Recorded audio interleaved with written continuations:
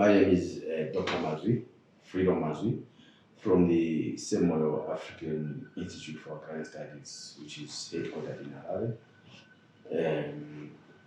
I mainly do research which is focused on land agrarian issues and also political economy issues confronting the continent. So yeah, the research is rooted in Zimbabwe, but we also try to extend my research to the rest of the continent. Yeah. So, in short, we concluded a research book on Chinese investment in Africa, which was mainly looking at agricultural sector, the land sector, infrastructure projects, as well as mining.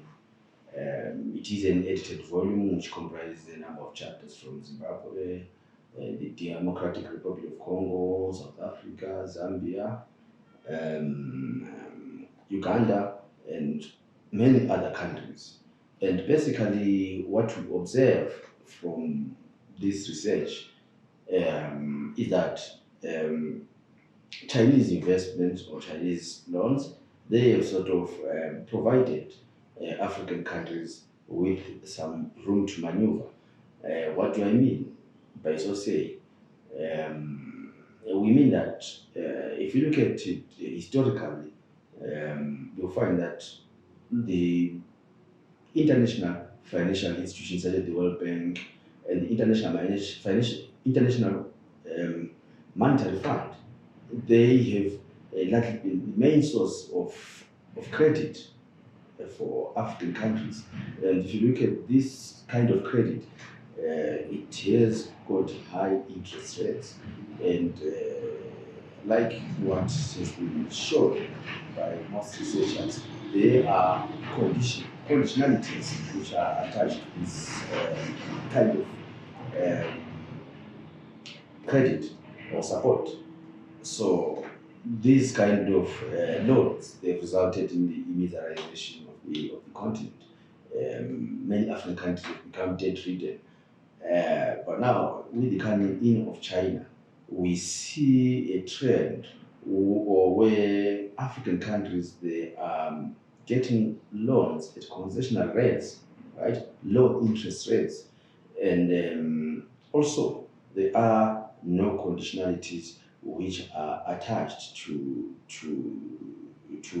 Chinese loans. So this is what we mean when we say that Chinese investments or loans, they have provided African countries with some room to maneuver. In that now African countries, they are now able to sidestep the IMF and the World Bank and reach out to China for loans. If you look at it politically also, this has got some positive implications. That although some, of course, say that China has been supporting dictatorships, but you see that there is less destabilization with these kind of loans which emanate from China, the kind of investments. We see the revival of the mining sector in Zimbabwe. We see the revival of the tobacco industry in Zimbabwe as a result of the Chinese entry or participation.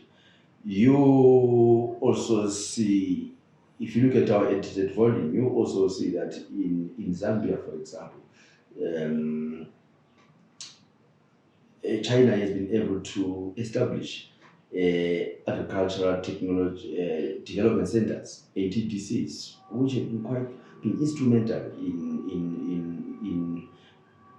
in developing the agricultural sector in these countries. So these are some of the positive aspects which we see. Of course, we are aware that there are some other criticisms which come along, such as issues such as labor relations,